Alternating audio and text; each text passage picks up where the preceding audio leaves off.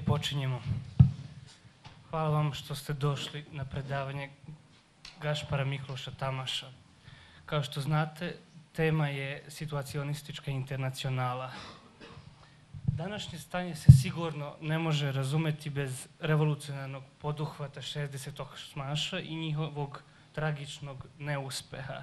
Situacionistička internacionala je bila avangardna grupa koja se sve više i više pretvorila u političku zajednicu koja je pokušavala da stvori radikalno nove situacije, boreći se protiv kapitalističkog društva, spektakla u kojem vladaju ideologemi rada i konformističke potrošnje. Današnja neokonzervativna liberalna ideologija nam sugeriše da su 68-aši bili samo buntovni studenti koji su se borili za užitak, za seksualnu revoluciju i tako dalje. Zapravo, 68. je simbol opšte borbe protiv represivne države blagostanja, kao što je i simbol borbe protiv pozno-kapitalističke dominacije razmjenske vrednosti. Radilo se o oštroj kritici čitavog lenjinističkog nasljeđa, kao i o odlučnom odbacivanju socijaldemokratskih strategija. Situacionistički politički program se sastojao u afirmaciji društva s onu stranu robne proizvodnje. Njihova, da tako kažem, anarhokomunistička svrha je bila izgradnja društva u kojem će radnički savjeti stvoreni odozdo omogućiti pravu autonomiju. Tačna tema predavanja je zaboravljena 68. i Situacionistička internacionala. Naš gost je Gašpar Mikloš Tamaš. Brzo ću pročitati njegovu biografiju na srpskom jeziku, onda će on reći nekoliko reči na engleskom jeziku, samo par rečenica, i onda nastavimo na mađarskom jeziku sa simultanim prevodom. Naš gost, Gašpar Mikloš Tamaš, je rođen u Erdeju, Transilvaniji, u Rumuniji, kao dete mađarskog oca i jevrejske majke. Živio je u Klužu, Koložvaru 30 godina. Studirao je filozofiju i klasičnu filologiju u Rumuniji. Da je bio jedan od glavnih protivnika rumunskog i mađarskog realsocijalizma, to je prvo značilo njegovo proterivanje iz Čaušeskove Rumunije. Tada je otišao u Mađarsku, gde je kao profesor bio izbačen sa univerziteta i mogao je da objavljuje radove jedino u samizdatu, odnosno bavio se prevođenjem pod pseudonimom. U toku 80-ih je postao jedan od simbola takozvane demokratske opozicije, odnosno bio je glavni teoretičar tog pokreta uz Janoša Kiša. Početkom 90-ih je bio poslanik u mađarskom parlamentu kao reprezentant liberalne partije i postao je direktor Instituta za filozofiju i u Budimpešti. U međuvremenu predavao je na zapadnim univerzitetima Oksford, Čikago, Džordžtaun, Jejl i tako dalje. Godinama je bio istraživač u različitim gradovima, Pariz, Beč, Berlin. Njegovi radovi su prevedeni na 14 jezika. Sredinom 90-ih se u njegovom mišljenju desio veliki preokret. Odrekao se svoje libertarijansko-konzervativne pozicije i postao je radikalni levičar. Što se politike tiče, napustio je liberalnu partiju, a 2010. je postao predsjednik Zelene levice, Zöld-Baloldal, koja je ujedinila izvesne aspekte marksizma, feminizma i ekologije. Istovremeno postao je deo zapadne levičarske teorijske scene. Što se njegove političke teorije tiče, njegova delatnost bi se mogla sažeti ovako.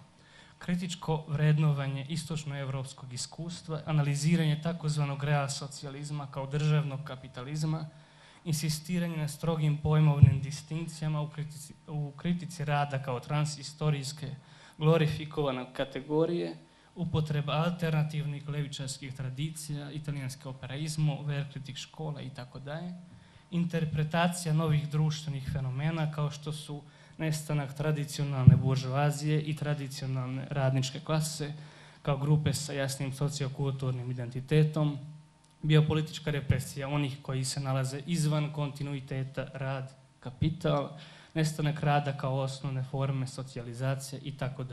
itd. Dobro, to je to što se njegove biografije tiče. Sada samo nekoliko reči na mađarskom jeziku od mene i onda počinjem predavanje. Prvo nekoliko reči na engleskom jeziku. da bi bilo i neposredne komunikacije, barem ovako na početku, i onda predavanje na mađarskom jeziku. Sajnos a Sziváci szenteleki nap, amelyet a szimpóziumnak szenteltek, sok embert elvont innen, és ez egy sajátos egybeesés, mert éppen a szimpózium az a jelenség, amelyet biztosan nem lehet megérteni 68 megértése nélkül. Ez egy sajnálatos egybeesés. Minden esetre szeretnék reklámozni egy-két dolgot. A kísélyesi pódium beszélgetésünk, amely a Dombosfesten volt, meg fog jelenni valószínűleg a híd januári számában. A másik dolog, amit reklámozni szeretnék, pedig az, hogy a Sztvár, a csoportunk folyóiratának a következő számában meg fog jelenni a levelezést a Gáspár Miklóssal. Én készítettem egy beszélgetést, és ez felkerül majd magyarul a rednews.hu-ra, és ott is olvashatjátok. Ennyit tőlem. Okay, that's enough from me. Please welcome our guest, our comrade Gáspár Miklós-Tamás. Right, just to prove that we are proper, rootless cosmopolitans, let's use many languages, as many as we can. But I wanted just to say a few words directly to those who don't speak Hungarian. And the idea that I should speak in Hungarian comes from Loson's per and Loson's fis. And I agree with that because I think that a regional language such as Hungarian in Serbia should not be confined to ethnic complaint. It should be used as any other language for all purposes, including subversive ones. And greetings to you all, and now I will revert to the language of my forebears. Szóval, a Situacionista Internacionáléről beszélve, azt hiszem, hogy rendkívül fontos nagyon gyorsan eloszlatni néhány közkeletű félreértést, amely a 68-szal kapcsolatos manipulatív ellenpropaganda terméke. Ugye a 68-as forradalmat az elterjedt banalitás, alapbanalitás, vagy egy szituacionista terminust használják, banalité de base, az az életforma forradalmaként tűnik föl, diáklázadásként, amelyben az emberek föllázadtak a konformizmus, a szürkesség és az unalom és a szexuális represszió ellen, és elhatározták, hogy ezentúl élvezni fogják az életet, és tralala. Na már most, ugye ez egy hazugság, mert természetesen ezek az elemek benne vannak a dologban, nyilvánvalóan, és csak éppen, hogy összefüggésük magával a jóléti állam által megformált kapitalista társadalomról szembefordulásnak ugye ezek az elemei, ezek összekapcsolódnak természetesen a mindenfajta repressziónak az elvetésével, és van néhány új elem, ami akkor jelent meg, és azóta is rendkívül jelentősége van valamennyiünk számára. Jelesül az történt, most nem akarom megismételni a tegnapi belgrádi előadásomat a jóléti államról, az történt ugyanis, hogy a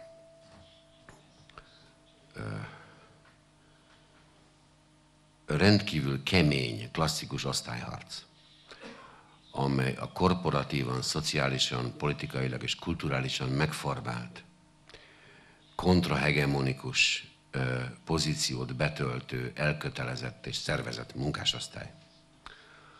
A harcával azt érte el, hogy az élét ennek az osztályharcnak elvették azzal, hogy a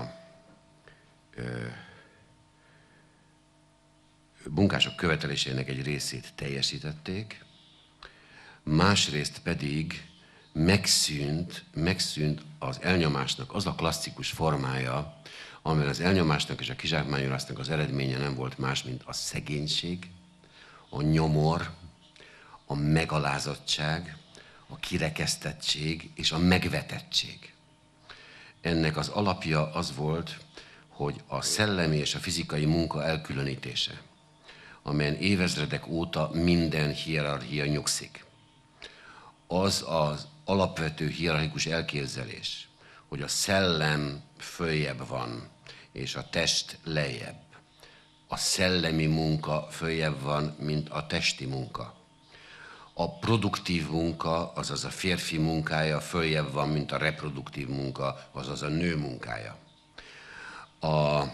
Tehát ezek az ősi hierarchikus szabályok, amelyek minden hierarchikus, kasztos vagy osztálytársadalom alapján voltak, ezek a jóléti állam nyugati és keleti formájának a kifejlődésekor nem csak szimbolikusan, hanem valóban is eltűntek, és ezt lehetővé tette a technika fejlődése, amely relativizálta a produktív munkának a fizikai részét. Ennek következtében kialakult egy olyan helyzet, amelyben a megalázottság és kirekesztettség és a hierarchia aljára való száműzetésnek a legfontosabb szimbolikus formái megszűntek. Ehhez szükséges volt az, hogy a kapitalista társadalom rehabilitálja az élvezetet, és rehabilitálja, ami ennél is sokkal fontosabb, a boldogságot.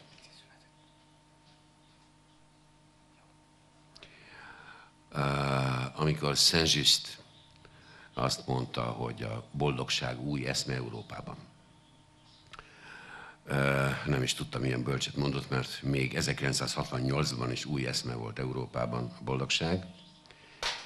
Először ismerte el a társadalom a jogát az alárendelteknek és kizsákmányoltaknak ahhoz, hogy élvezzék az életet, kipihenjék magukat, nem vetették meg többé a populáris élvezeteket, rehabilitálódott a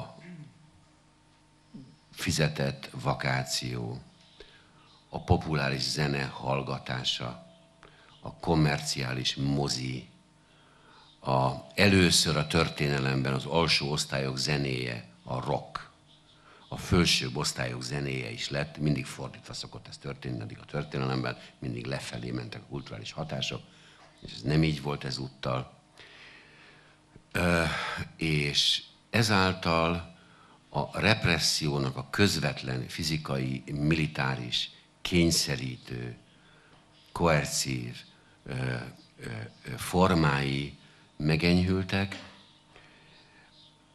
a reklám, a PR, a marketing, a népszórakoztatás, a látványsport, a népoktatás elterjedése, a higiénia, a fűtött lakás, és a többi, ezeknek az elterjedése először változtatta olyan tömeggé a kizsákmányolt dolgozókat, amely nem volt fizikailag különböző nagyon a felső osztályoktól, amennyi az első eset a történelemben, amikor az alacsony rendű dolgozóosztályok nem voltak többé piszkosak, betegek, fogatlanok és vadak, egy elképesztő fegyelmezési folyamaton ment keresztül az egész társadalom, amelyben a konformitás árát megfizető proletariátus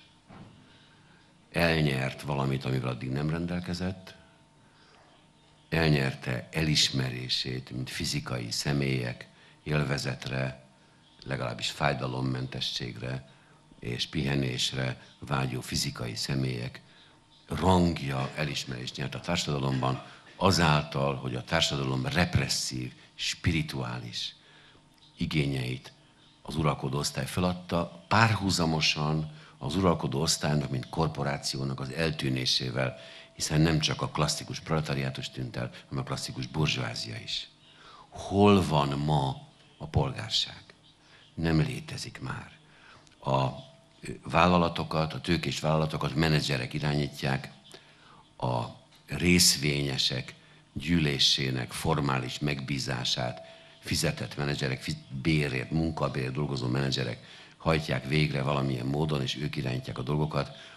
A tőke absztrakciója mindenki számára láthatóan megjelenik. Ebben a helyzetben, amikor a dolgozók helyzete minden addigit megelőzően megjavult, amikor az éles harcok, amelyek régebben a fejlett országokban is szembeállították az establishmentet a veszélyes osztályokkal. Ezt így nevezték, hivatalosan is. Les classes dangereuses, ugye? A veszélyes osztályok. A nyílt nép megvetés ma már csak Kelet-Európában ismeretes, ugye? Az különben, és itt sem igazán jelentős, és itt sem igazán meghatározó. Itt még lehet ilyen hangokat hallani. De ugye, mint a magyar politikai nyelvben, amikor még mindig kisemberről beszélnek, meg a Marinéniről, és így tovább. Tehát a népmegvető hangok archaikusak, nem fontosak többé, a jóléti államok társadalma egyenlő társadalom, amit Gramsci passzív forradalomnak nevezett. Jelesül, hogy a kommunista forradalom bizonyos követelései negatív értelemben az aktorok háta mögött teljesülnek egy negatív, ám tökéletes formában. Ugye mi volt az egyik fő követelése a munkásosztálynak hagyományosan? A munkakényszer megszűnése. A munkafegyelem erőszakkal való kikényszerítésének megszüntetése. A fizikai és szellemi munka közötti rangkülönbség elmosása. A parancsok helyettesítése konszenzussal. Az engedelmesség helyettesítése kreativitással. Mindezeket a kommunista követeléseket a kapitalizmus ragyogóan teljesítette. És belefoglalta abba az elidegenítő rendszerbe, amely természetesen nem változtatta meg a karakterét. Az a civilizáció, amely a passzív forradalom következtében létrejött, annak a művészete, annak a kultúrája nem lett konkurense a németalföldi festészetnek és a későgotikus katedrálisoknak és Mozart zenéjének, mert az új kornak, a jóléti állam korának a művészete a reklám. A magának, a dizájnnak az elterjedése, mint a középponti funkciója a termelésnek, amely egyszerre termel termékeket, a reprodukció színhelyeit, azaz a lakásokat, a kulturális formákat, a művészeti formákat, az egységes divatot, ami elmossa a társadalmi különbségeket. Mindenki farmert volt, nem? Ugye ezeknek a dizájnnak ez a középponti szerepe, amiben elkülöníthetetlen a tőke, a termelés, a forgalom, az értékesítés, a művészet és a tulajdon.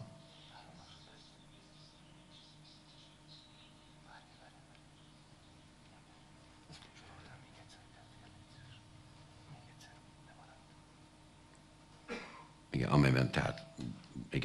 amelyben tehát egyesül a termelés, a forgalom, a művészet, a tőke, a tulajdon, és így tovább.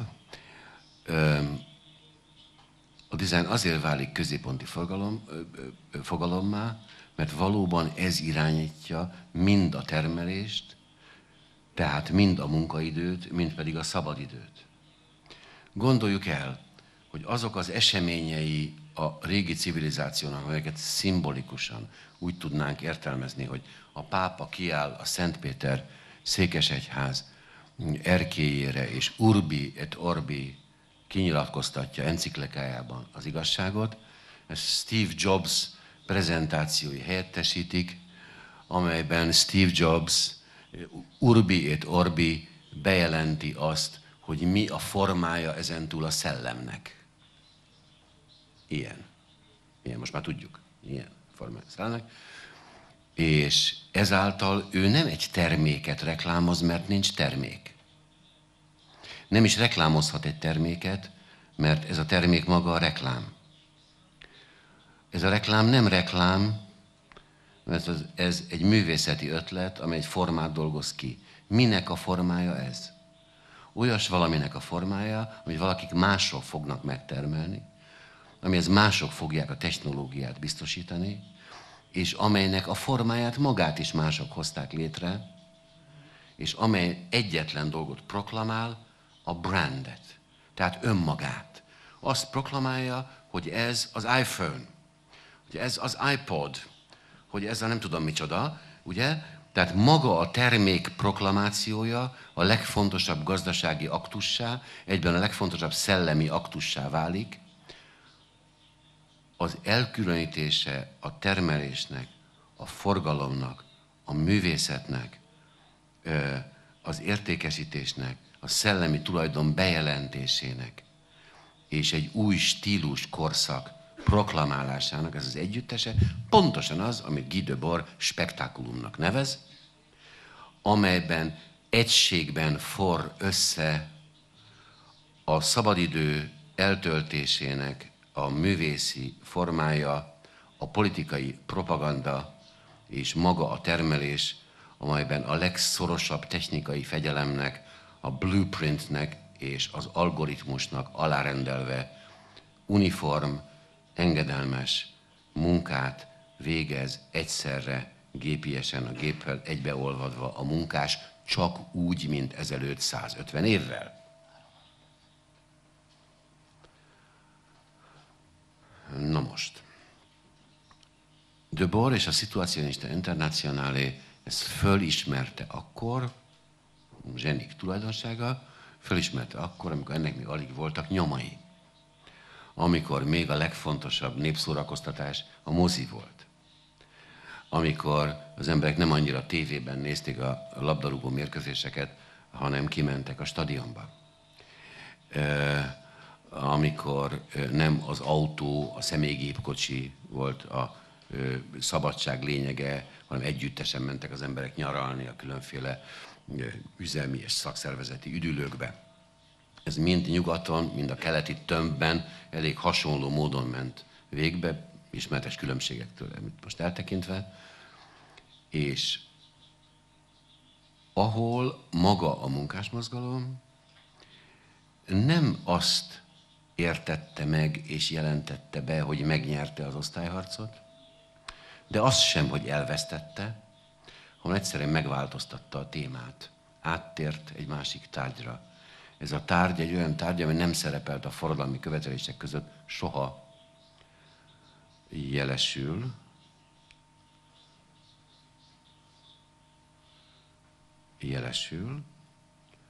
a fogyasztásnak és a nem állandó, változó szükségletek minél teljesebb kielégítésének a követelése, tehát a boldogságnak a követelése, a fölszabadulás követelése helyett.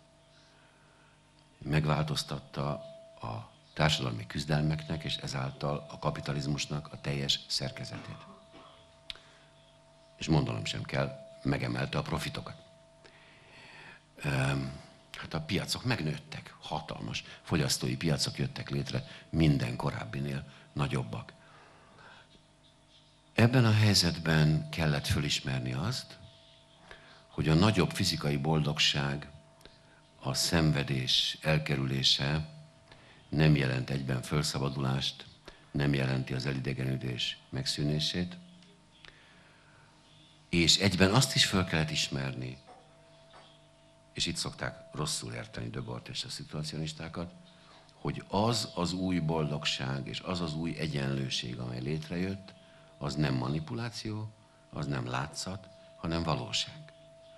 Az egyenlőtlenség rendszerében megjelent az egyenlőség, a viszonylag szimmetrikus elismertsége a fogyasztók univerzális társadalmának, és az elidegenülésen és a represszión belül pedig megjelent a boldogság, az a represszió, amely nem fájdalommal és rémülettel operál,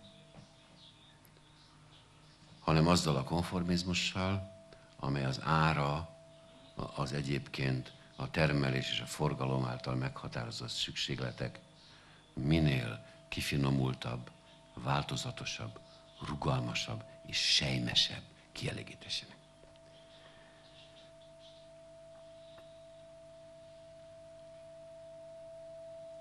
Ebben a pillanatban Debord és a szituacionisták újra fogalmazták azt, hogy mit jelent az, hogy proletariátus. Újra fogalmazták azt, hogy mit jelent maga a forradalmi szubjektum. Amikor kijelentik a valódi szakadás az Internacionalában című könyvükben, mint annyi más Debord szöveg, ez is egy Marx szövegnek a kifordítása és eltérítése. Volt Marxnak egy írása, ami az állítólagos szakadás az Internacionalában címmel, és ez meg a valódi szakadás az Internacionalában címmel jelent meg. Már ugye Debord főművének első mondata is egy Marx parafrázis. Ugye ebben azt mondja, hogy azt mondják, hogy a forradalmi osztálynak a legfontosabb munkája az a történelem termelése. A történelem termelése természetesen abban az értelemben, hogy maga a termelés a kapitalizmusban az nem egyszerűen tárgyakat hoz létre, hanem értéket hoz létre. Az érték, ami létrejön, azért nagyobb, mint a befektetett érték, mert a munkaidőnek a közbejöttével létrejön az értéktöbblet, amelynek a felhalmozása alkotja a tőkét, és ezáltal a tőkében, tehát mindenben, amit a kapitalista társadalom megtermel, benne van maga a humanitás, maga teljes negativitásában. Ennek a negatív történelemnek a termelője a proletariátus. A proletariátus nem azt jelenti, hogy valaki egy gépolajjal összekent kék kezeslábasban és mici sapkában siet a pocsolyás gyárudvaron kezében egy nehéz tárggyal, hanem proletárok azok a személyek, akiknek nincs tőkéből származó jövedelmük, és akiknek nincsen kontrolljuk a saját életük fölött. Azok az emberek, akik nem tudják és nem tudhatják meghatározni az életük intellektuális és morális formáit, nem urai a munkájuknak, nem urai a fogyasztásuknak, és nem urai többé a szabad idejüknek sem, ez a modern kapitalizmus fejlődésének egyik legfantasztikusabb és legdémonibb része, hiszen minden hagyományos társadalomban a legalapvetőbb különbség a szellem-test különbség mellett a munkaidő és a szabadidő különbsége. A régi társadalmakban a szabad embert az jegyezte meg, hogy nem kellett dolgoznia, a teljes ideje szabad volt. Ez határozza meg a szabad embert Athénban, ez a nemesi eszmény lényege, és ez egy negatív fordulattal a szerzetesi eszménynek a lényege is. Szegénység, szüzesség, engedelmesség, ez annak az ára, hogy az ember nem dolgozik. A szerzetesi eszményben nem dolgozik, úgy értem, a megélhetéséért. Ez nem azt jelenti, hogy az élet könnyű, ez egész más dolog. A nemes ember élete volt könnyű, hiszen harcolnia kellett. A megélhetésért folytatott munka mindenkor a régi társadalomban a megvetés tárgya volt. Az, hogy a munka tiszteletre méltó, a jóléti állam terméke, olyan gondolat, amely még nincs 100 éves. A munkának a glorifikálása a kapitalizmusban csak úgy lehetett lehetséges, hogy megszűnt a szabad idő spirituális dimenziója és a földsőbbrendűségébe vetett hit. Tehát megszűnt a kapitalizmuson belüli szabadságmitológia. Amikor ez megtörtént, akkor mindenki veszített és nyert valamit, A proletárok elveszítették azt a harci helyzetet, amelyben öntudatos embercsoportként szemben álltak azzal a világgal, amely az ellenségük. A burzsázia pedig elvesztette azt a privilégiumot, hogy a szabadidőnek a megélhetésért folytatott életharc degradáló voltából való kiszabadulásnak ugye a rangja megszűnt. Ez egyszerre történt azzal, hogy a korporatív és kulturális és szociális és politikai különállása a hagyományos osztályoknak megszűnt, nem a strukturális különbségek, amelyek változatlanok. És ebben a helyzetben az a forradalmi átfogalmazása a proletariátusnak, amelyet a szituacionisták lényegében szemlélődő, intuitív művészekként és teoretikusokként észrevettek, ezt igazolja azóta az empirikus kutatás, és igazolja a politikai tapasztalatunk. Hiszen ma a tőkével szemben álló embercsoportoknak csak egy töredéke termelő. Többségük nem termel értéket, a szó marxi értelmében, tehát csereértéket, piacra szánt termékeket, hanem vagy szolgáltatásokat, hanem biopolitikai munkát végez, másokról való gondoskodás formájában, vagy prekárius dolgozó, vagy távmunkás, vagy részmunkaidős dolgozó, vagy nyugdíjas, vagy munkanélküli, vagy diák, vagy lézengő, vagy kiszorított, vagy migráns, ki- és bevándorló, az a mozgása a kapitalizmusnak, amely kiröpítette az asszonyokat a konyhából és a családi házból, és belekényszerítette őket a termelőüzembe, ismét kiröpíti őket a termelőüzemből, és átröpíti őket a gondoskodó szakmákba, amelyek jellegzetesen persze rosszul fizetettek, hogy a férfi-női egyenlőtlenség mégiscsak megmaradjon.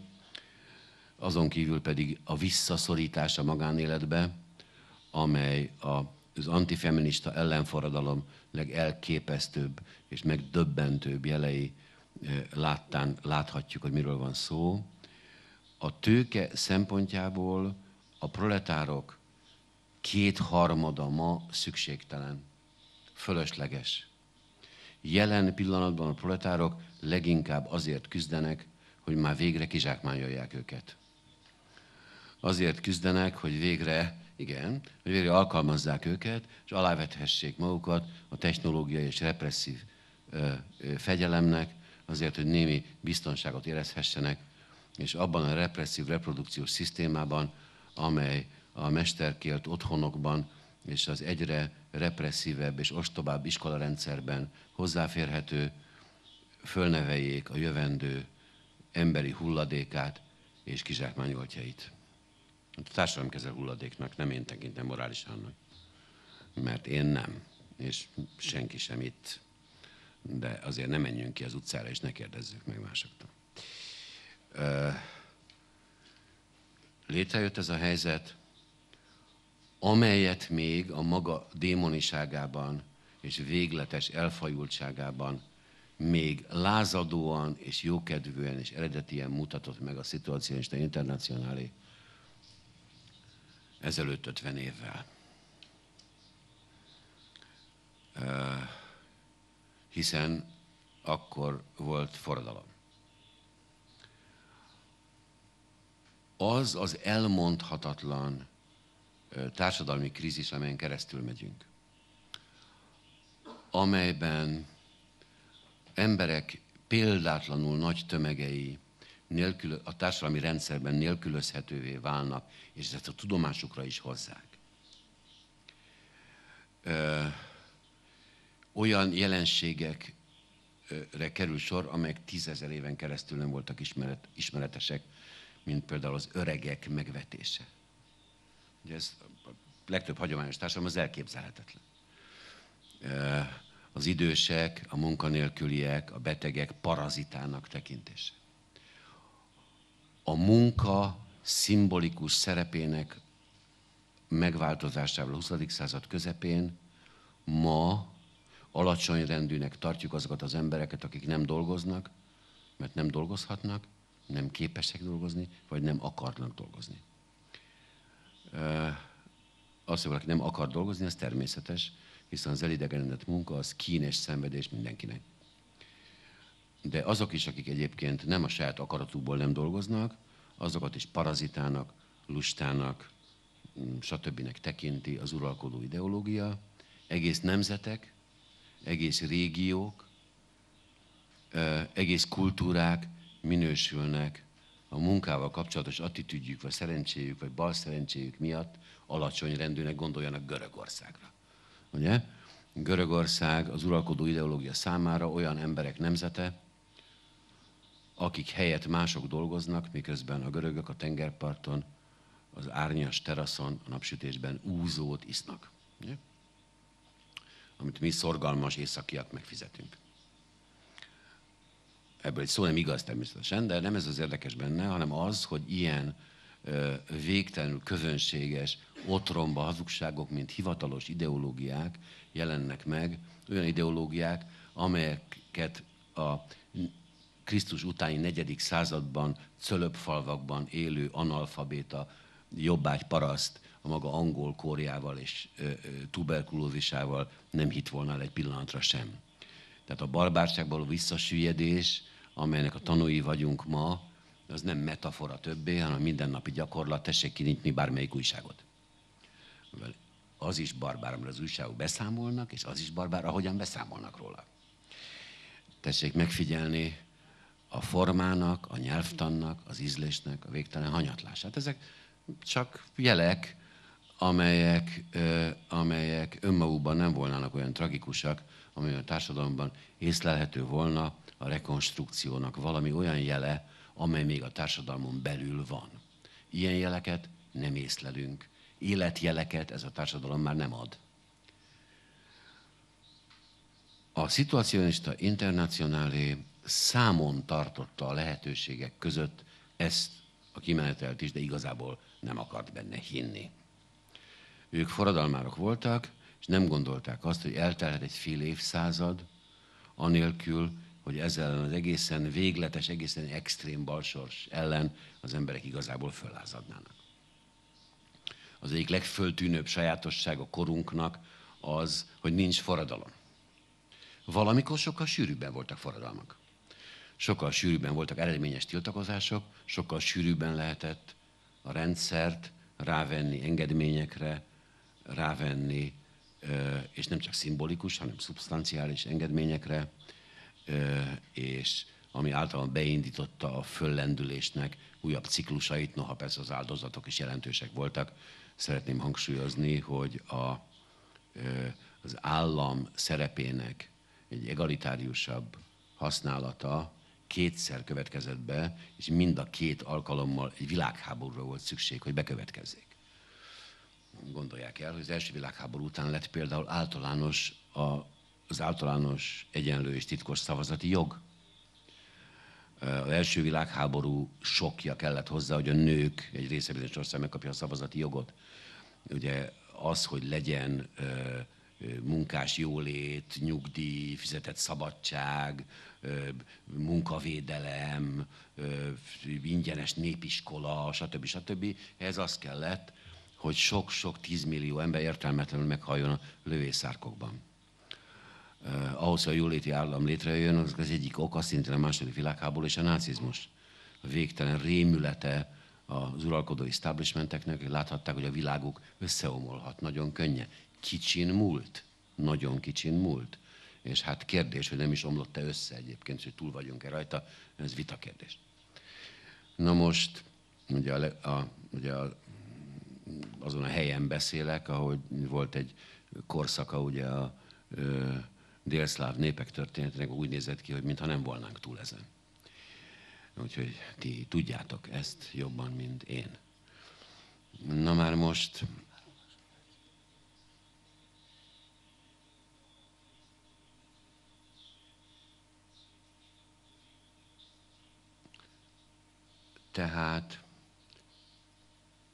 Tehát a Situacionista Internacionala kérdései nem pusztán elvont kérdések. Itt nem pusztán arról van szó, hogy bemutatunk egy irányzatot, mindenki olvassa magának, ez nem tudományos ismeretterjesztés, annak is megvan az értéke, de ez nem az én műfajom. És hanem arról van szó, hogy ez, amit a szituacionisták kifejeztek, az része az életünknek, és az, ahogyan kifejezték, szerintem egy valóságos lehetősége a felszabadulásnak, már amekkora felszabadulást elmélet és művészet teremthet. Ami nem kevés, de nem elég. És a másik dolog, ami rendkívül fontos, hogy a jóléti államnak ez a egyrészt óriási sikere, másrészt katasztrofális hatása, kettő együtt van. Az jóléti állam nem lett volna olyan nagy morális és pszichológiai katasztrófa, hogyha nem lett volna akkora gazdasági és szociális siker. Hihetetlen eredmény. Viszont ugyanakkor legalább annyi haszna volt, hogy világossá tette, hogy azok a rendszerrel kiegyező, konform, reformista politikai alakzatok, azok a törekvések, amik azt mondják, hogy jó, nem lehet tökéletes társadalmat alkotni, de legalább keressünk egy kicsit többet, együnk jobban, legyünk egészségesebbek, éljünk tovább, és így tovább. Tehát ezek a fajta megfontolások a régi haladó ideológiának, ezek a folklorizálódott és vulgarizálódott maradványai nem jók már semmire. Nincs miért kiegyezni a kispolgári közhellyel, a banalitással, a jó modorú viselkedéssel, a polgári derekassággal és a tisztelettel a nemzeti szimbólumok és egyéb marhaságok iránt. Nincs értelme többé. Volt értelme nagyon sokáig, szó se róla, volt értelme. A felszabadulás munkáját szolgálta nagyon sokáig. Nem véletlen, ugye, hogy Delacroix képe, ugye a szabadság a barikádon, kezében a trikolórral, valóban a szabadság szimbóluma volt, azok az idők azonban elmúltak. Nincs se barikád, nincsen trikolór, és nincsen a barikádra fölkapaszkodó pucérkeblű asszony sem, mert egy perc alatt lelövik. Nincs arra idő, hogy ott lengessük az zászlót. Annál sokkal pontosabban céloznak. És úgyhogy ezek a régi romantikának, a régi forradalmi romantikának a sajátosságai azért nem érvényesülnek, mert a régi szembeállítás, ami azt mondta a plebejusok nevében, hogy a mi romantikánk jobb, a mi népünk nemesebb, a mi államunk egyenlőbb lesz, a mi köztársaságunk nemesebb lesz. Nem lesz. Mindenre nincsen mód, mindennek vége van. Ezt el kell felejtenünk, nem úgy, hogy történelmi értelemben kell felejtenünk, történelmi értelemben nyugodtan lehet, akár el is érzékenyülni rajta, én is szoktam.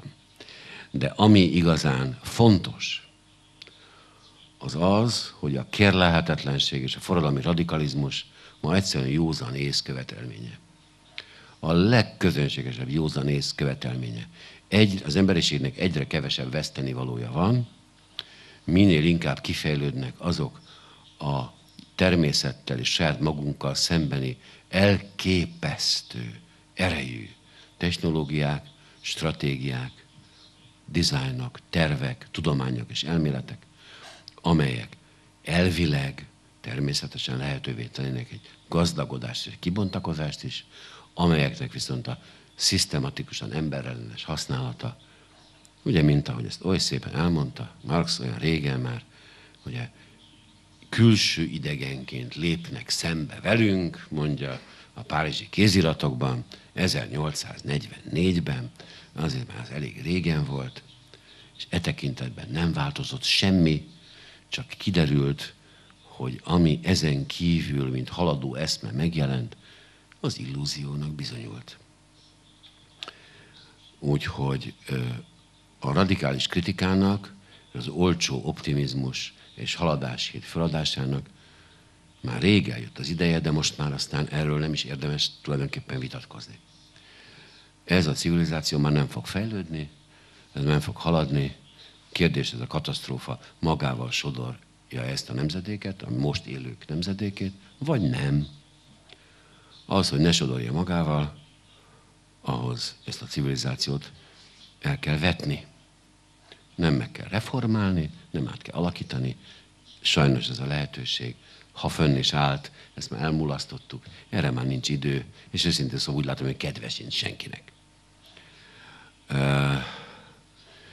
És ezért 68-ra visszatekinteni, amely mindezeket a belátásokat egy pozitív, derűs és fiatalos formában számunkra elérhetetlenül derűs és klassz és fiatalos formában tartalmazta, de megvolt a maga zenéje, a maga lelke, a maga erotikája, a maga boldogsága, amely persze nagyon jó volna, hogyha egy más formában visszatérne azoknak, akik ezt még megérik talán, de az biztos, hogy elvetni ezt a gazdasági rendszert, anélkül elvetnénk a kultúráját, anélkül elvetnénk a politikáját, az államait, a szimbolikus formáit, az archeológiáját,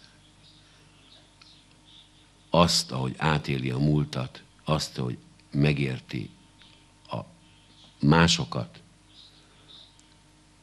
azt, ahogyan kezd valamit a törmelékkel, ami ma a történelem, ezen nincs mit megmenteni. Ezen nincs mit megmenteni, még a múltat is csak azok fogják tudni megőrizni, akik jelenlegi civilizációt elvetik. Mert nem csak, szóval Walter Benjaminnek olyan tökéletesen igaza volt. A múlt, mint minden, ami alul került, konszubstanciális az elnyomottakkal, a múlt az, amit elfojtanak, amit elnyomnak, éppen úgy, mint a szabad embereket a jelenben. A tradíciót is, és a múltat is, például azokat a halott energiákat, amik a vallásokban és a misztikákban rejlenek, csak egy új civilizáció fogja tudni megmenteni abból a sírból, amelybe a múlt földolgozásának uralkodó historikus formái eltemették. És még sok minden. De így van, úgyhogy azt hiszem, hogy a Situacionista Internacionálé, ami egy kis csoportnak az elszánt és a következményekre fittyet hányó támadása volt egy gigantikus társadalmi renddel szemben, a maga módján sikerrel járt, persze részint sikerrel járt a passzív forradalom módján, amiben divatba jött, ugye sokan, vannak ezek a hülyeségek, amiket ugye a De Boris szeretnék említeni, még élete végén, hogy azt mondták a szituacionisták, hogy ez a punk elődje volt, meg a posztmodern előde volt, meg egyéb ilyen szörnyű rágalmak, és ki az ördög akar a posztmodern előde, vagy akár utóda lenni, és úgyhogy nem csak erről beszélek, hanem arról beszélek, hogy egy mindenféle külső szerencsejavakat nem birtokló, radikális támadása fönnállóval szemben sikerrel járt, mert itt vagyunk, és beszélünk róla, és ez az egyetlen, amit tehetünk pillanatnyilag a represszióval szemben, ez a legminimálisabb lépés, az amnézia felszámolása, nyilvántartása mindannak, ami az establishment kultúrájában nem tartozik bele. Úgyhogy én azt gondolom, hogy a forradalom története, és a lázadások története, az avantgárdok története, az eretnekségek és szakítások története az, amihez ragaszkodnunk kell addig, amíg a saját pártütésünk esetleg megint nem gyújtja ki azokat a lángokat, amelyekre szerény nézetem szerint szükség van. Köszönöm szépen.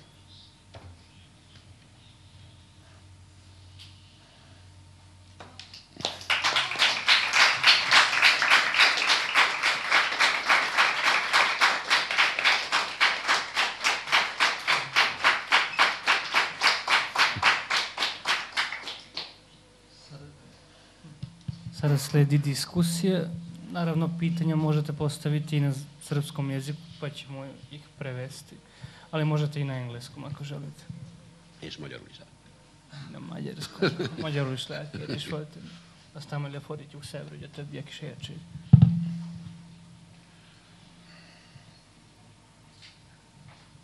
And I wish that not only grey-haired men should ask questions, but also younger men and women of all ages. Please, please. You know how the roles are distributed. You know how. Well, okay, don't accept it. Okay, come on. Talk.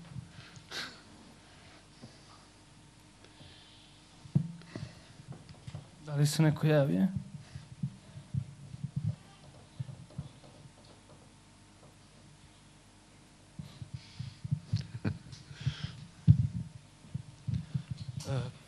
I just want to add something. Okay. To your, when you talk about the classical bourgeois and missing its place. Right. I refer to Poulantzas' analysis of a class in contemporary capitalism, and one of the great analysis concerns about the inner bourgeois and the new forms of a new petit bourgeois. Right. I just want to ask you, what's the are there any in the situationist international connection or analysis of those phenomena? Most milyen nyelven válaszolok? Okay. Well, okay, I'll answer this in English and then I revert to Hungarian. And I regret that I can't speak Serbian, but if you will still have me in the future, I'll learn. Right. So it's a specific form. So when De Boer speaks of the pro-situ, the people who were, admirers of the Situationist International without actually participating in its revolutionary work, but during this minor polemic, which is on the whole not interesting, they are characterizing the new petit bourgeois. That's very interesting, saying that the new petit bourgeois internalizes subversion and rebellion. Mostly his or her taste, life form, sexual practices, artistic predilections, and such are preformed by revolution. The pleasure created by disalienation, the proletarian project, is realized in a consumerist way by the new petit bourgeois. And it is the case. You have this in old metropolis, in Western metropolis, Rue Oberkampf, if you know Paris, that kind of thing, Camden Town, all that stuff, and proletarian suburbs, new factories transformed into cultural enterprises, and people populating them. Tate Modern, that has been, as you know, a power station, there's a turbine room and all that stuff. So the new petit bourgeois doesn't want any longer the legitimacy of a leisured life and of material advantages, accepts that it's not legitimate and it doesn't have any liberating effects, leisure and wealth. It's sheer negative enjoyment, good taste, even good political taste. The new petit bourgeois knows perfectly well that everybody who respects him or herself is on the left. Obviously. That's the eternal fashion. And it's difficult to tell apart because we are willing or unwilling using this fashion in order to get famous, successful, and get invited to Novi Sad, right? Okay, of course. And that's what we're doing. And the bourgeois within, right? That's the bourgeois within. And it is within us all, certainly within me, certainly. I wish that some of the... Anyway. So this seems to be frivolous and insignificant, but it isn't. Because you see, this new society, late capitalism, doesn't really seem to need any legitimation. It declares, by tolerating subversion, at least symbolically tolerating until it becomes dangerous, right? But tolerating subversion, it recognizes the emptiness of the values of capitalism, the effect of which happened to be, in his or her case, enjoyable, but it does not appear as good, right? Nobody in their right minds will say that contemporary capitalist society is morally superior to its predecessors. Nobody will say that our life forms are of an unprecedented nobility. Nobody will say that we are really liberated. What do the powerful tell us instead? Well, this is the way things are. There's not enough money, you know. You have to wait. Perhaps the economy will pick up.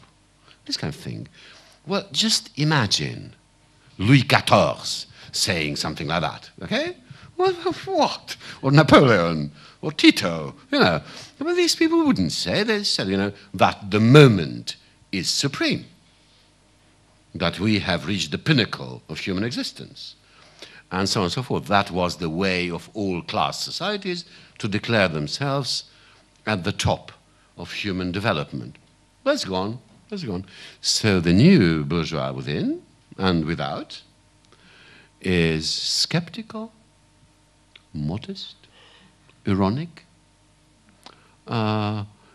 deeply understanding the avant-garde and subversion and rebellion, and saying that, did I have the necessary time, I will participate in the revolution too, but I have many things to do.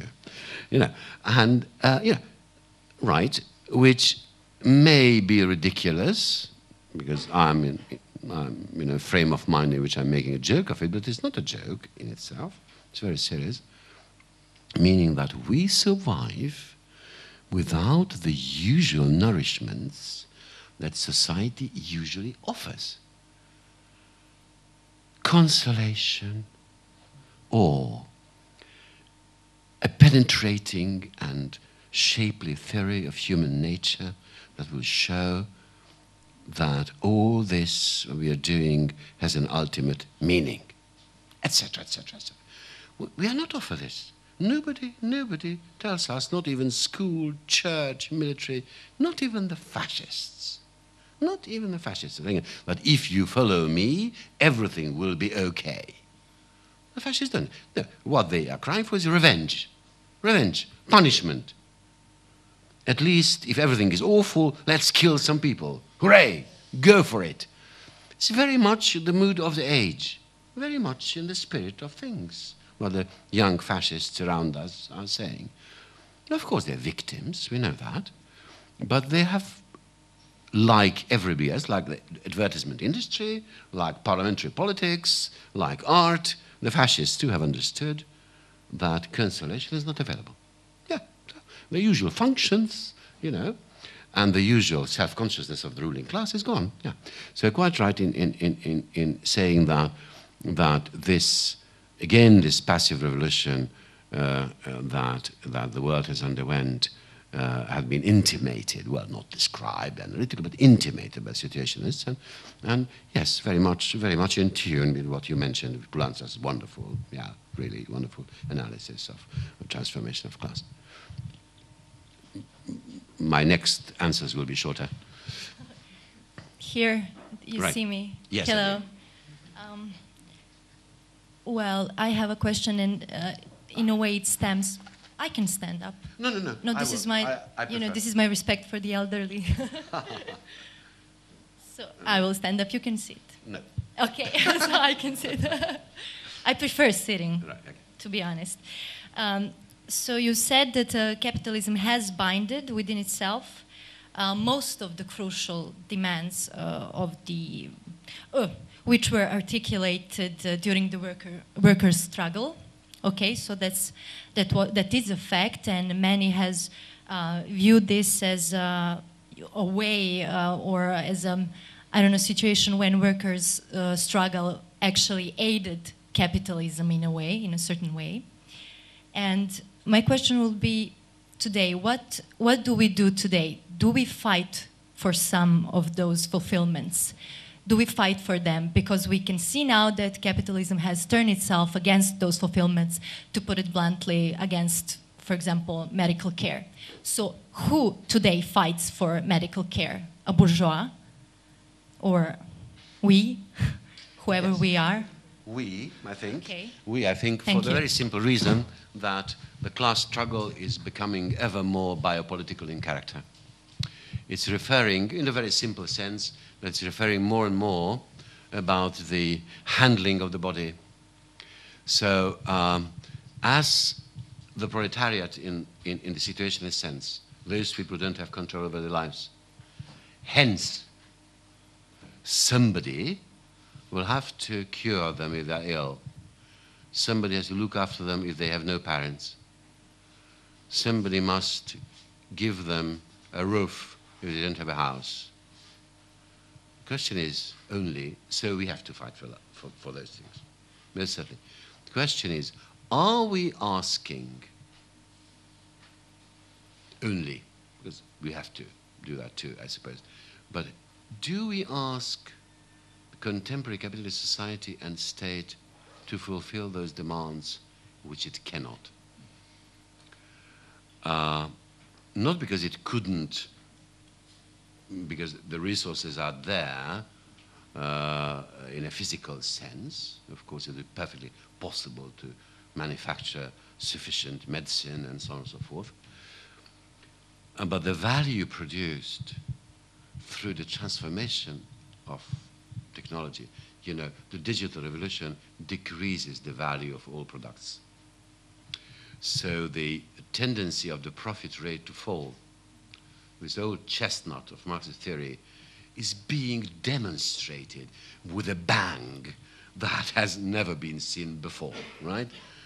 And so, does it still make sense? Maybe, you know, if it's a question of saving lives, oh God, yes, I will go to the most absurd demonstrations in order to change the medical system, and they will never do it. And still, well, of course, but this is out of sympathy and of a frankly obsolete sense of egalitarian solidarity, which is in me and in all of us, because we don't want our fellow humans to die. Okay, very well, of course, obviously. So we have to fight at the same time the battles of yesterday.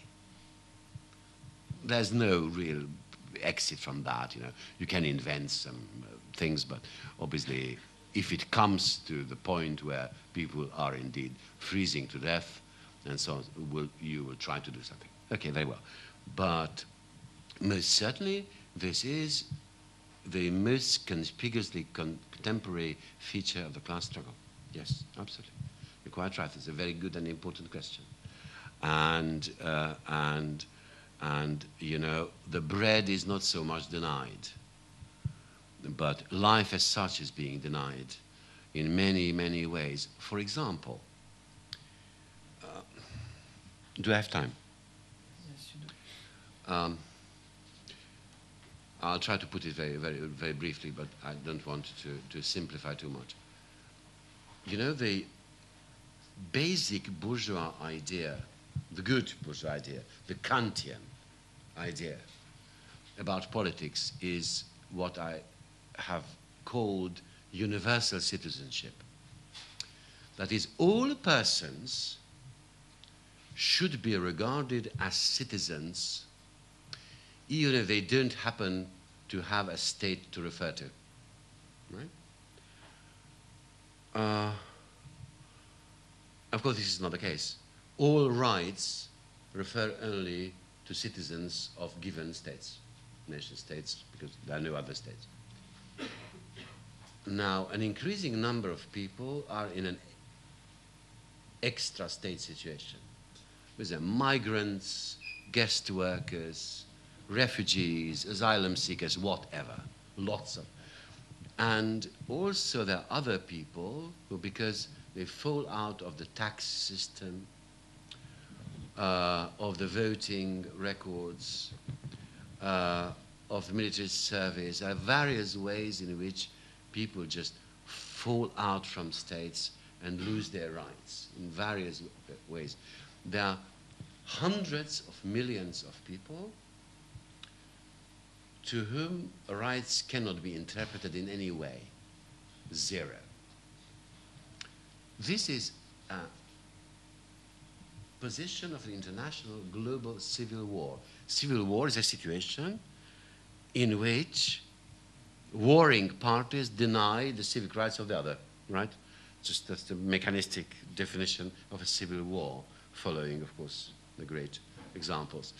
And so we have reached a point in which contemporary society is not even aiming at re-establishing universal citizenship, in which documents like the UN Charter and the International Declaration of Human Rights are becoming absolutely ridiculous, and they are observed in the breach.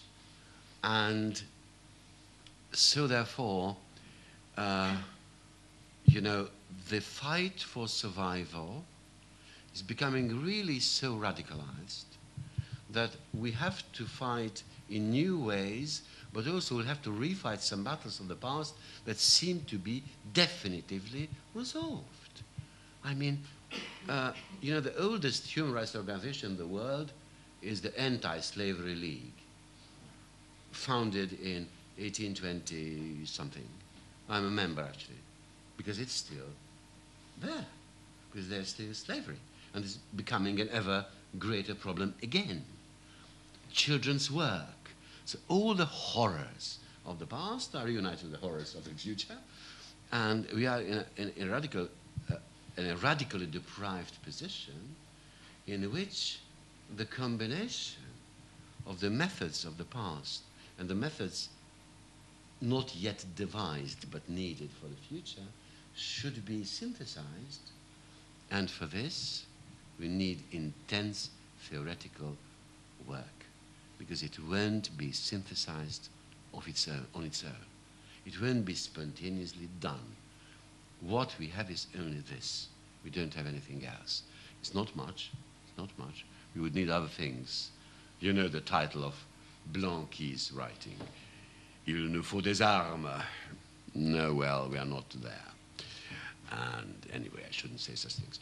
And but the position is that it's not that we don't know what we want, but what we want is a series of fragments. It's shards of a whole that is most definitively broken. It's not only you know, the bourgeoisie's vase is broken.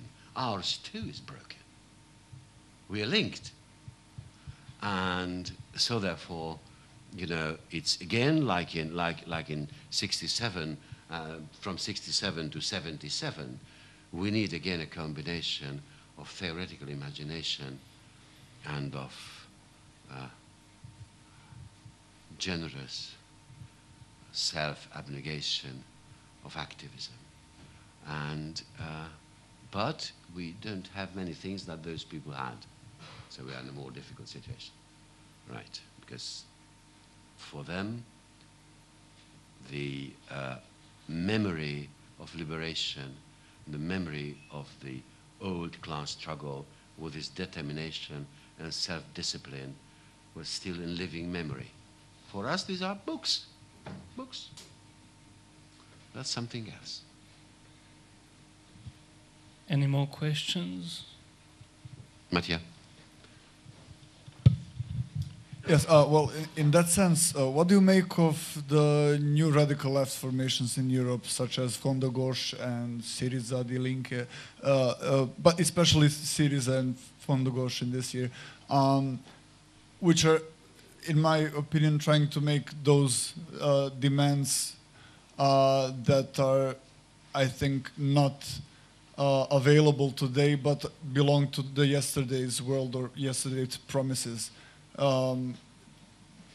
Does it open some new perspectives for putting our theory into practice, or not? What is your opinion on that?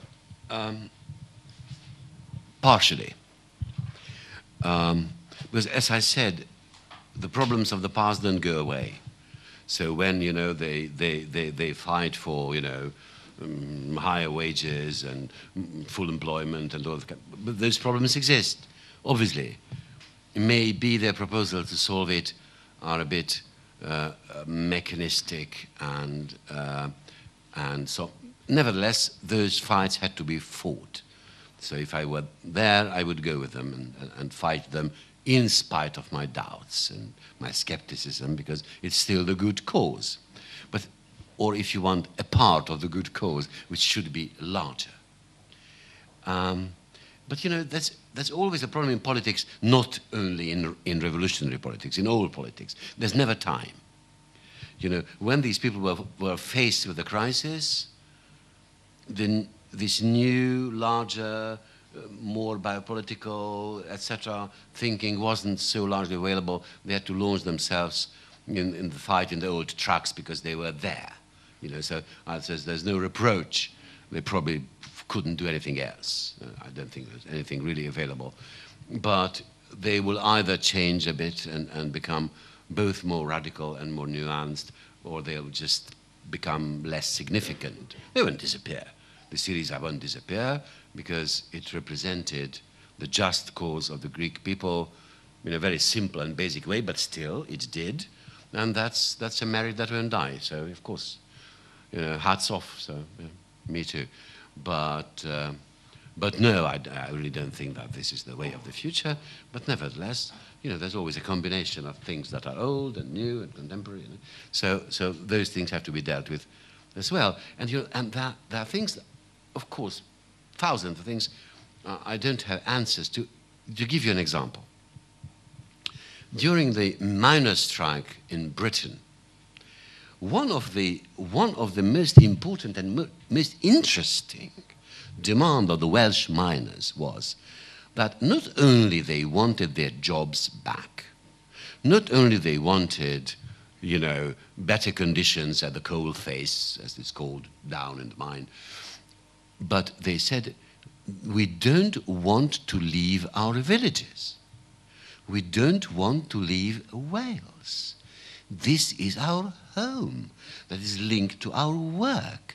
We are not defending only our livelihood, we are defending our lifestyle and our ancestors and our cemeteries. And this is not a reactionary demand. This is not peasant romanticism. This is a perfectly natural inclination of people to live a full life. That, of course, also concerns the dead. Okay? Our fathers and mothers. Of course, what's wrong with that? And so, okay, capitalism characteristically doesn't have an answer to that. You know, as it was described already in the manifesto of the Communist Party, that is solid melts into air and all that stuff in Marx and Engels. It's still, you know, capitalism will ride roughshod over all these refinements and sentiments and so on. Yes, but what do we do? What do we say to Welsh miners? Can we imagine a society in which there's a meaningful life for Welsh mining villagers to stay close to what is familiar to them and what they love? Love, okay, heart, you know. that's an important feature of human life. You're choosing your life form. And here you see liberation and piety for the past are linked. How do you, I don't know. It's a very important question. Because, you know, to have sovereign choices regarding your life is not only the choice of action, it's also a choice of environment, of objects, of cultural objects and physical objects, and so on and so forth, right? So, and this, we are extremely far from being able to answer that Welsh question. It's in my head, it's called the Welsh question, you know. And there are thousands of such questions, obviously unsolved, and not even in the form of a utopia. Not even a utopia is available for all that, and at least that we should have. Yeah, so, yeah. So I'm not against yesterday. Well, that's a very 60-ish idea. It's in Beatles, isn't it? I believe in yesterday. I do believe in yesterday. Right. Anyone else?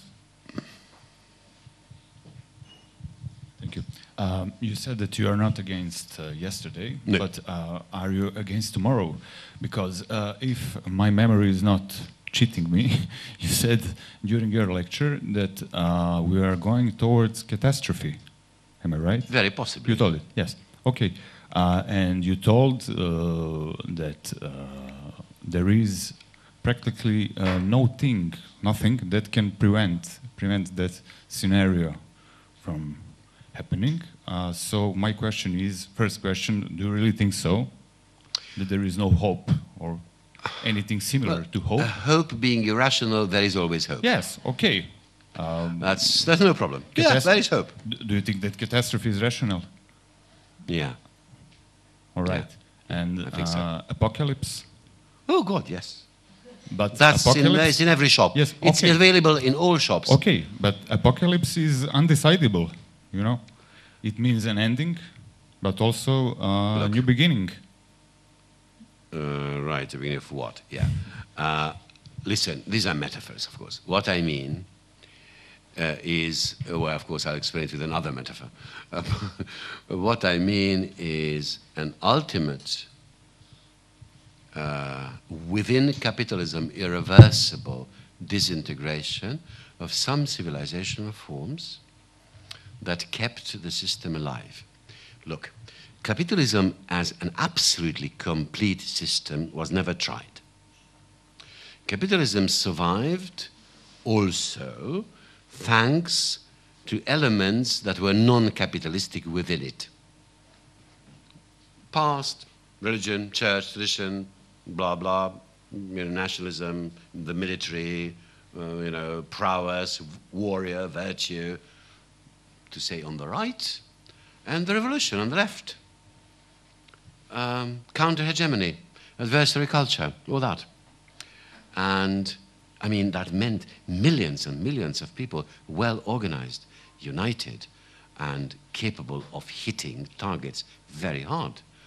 The old trade unions that revolutionaries are wont to disparage were of tremendous force. That's gone. So now capitalism is like it is described in the book Capital. It's complete. It's a complete system. For Marx, it was an abstraction. It was not an empirical description of society, but an abstraction of the capitalist sector of his society, right? Which was by then, at that time, only a part. But now it's everything. There is no non-capitalist outside, as Foucault was the first to realize. There's no outside. There's no outside. The system is complete. Now, so we have it in extreme purity. Well, compared to the past. Extreme, even so, some things survive, but it's extreme purity, i.e. you cannot really name anything that escapes commodification. You cannot. There is no such thing. And which paradoxically leads to the collapse of the market. Because as Rosa Luxemburg already knew, obviously, if there's no outside, then there's no growth. Capitalism needs its outside. So its triumph, like it's often in history, its triumph is its demise. the way out with saving something of the civilization, such as technology, the script, numeracy, such things, central heating, indoor plumbing, deodorants. I'm an East European, and I've seen days without deodorants and without hot water and without washing machines when people were wearing shirts for 2 weeks, right? I remember those times, and those times might come back. And I don't want them to come back because I had enough of them in my childhood in Romania. Yes, that's perfectly possible. But so can we really survive with keeping, the technological civilization going and all that? That would not be catastrophe, okay? But if indeed capitalism, actually according to its very subversive nature, built on destruction as much as on building things and accumulating things and collecting that enormous collection of commodities and so on. Well, I can't say, but I don't think the perspectives are very good because, you see, there's no outside. Capitalism always lived within it with the organism of its dissolution, i.e. socialism. Capitalism and socialism are twins. Socialism is a product of capitalism, and it was, what was not realized at the time, part of it. Very much, part of it. And yes, that's completed. And no, because you see, that of course means that the spur to change is getting ever weaker. If there's no outside, then accumulation and growth are problematical. And if we are not creating an outside, we can't change the world, but also we can't save capitalism. What capitalism really needs is socialism. Only socialism can save capitalism. But I don't want this kind of socialism. Izvinite, bez dijaloga, znači da se ovo ne pretvori. I don't. No. Just, why? All right.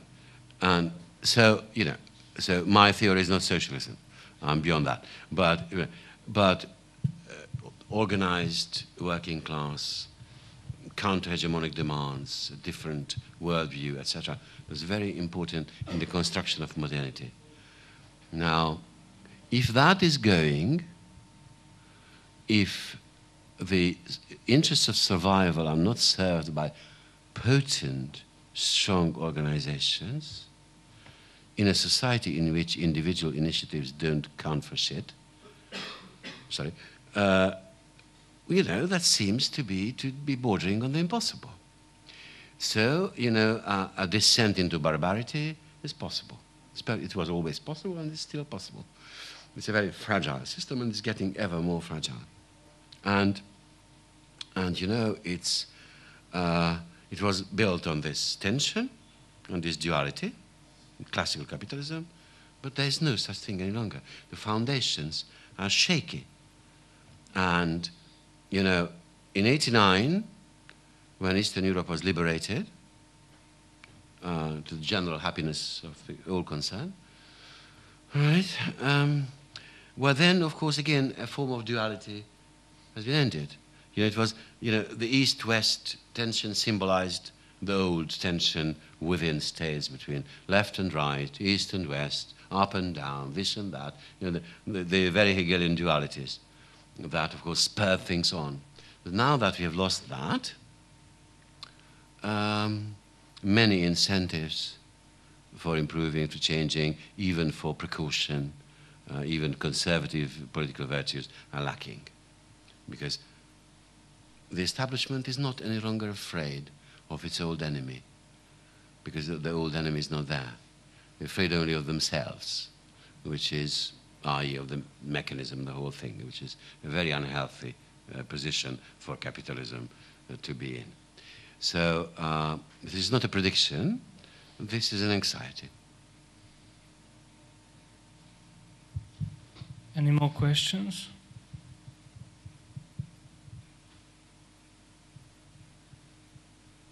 Sljedeće nedelje... Hát akkor köszönöm szépen. Sljedeće nedelje će tema biti italijanski operaizmo, odnosno autonomizam. Gosti su nam Dušan Grija i Primož Krašovec. Vidimo se.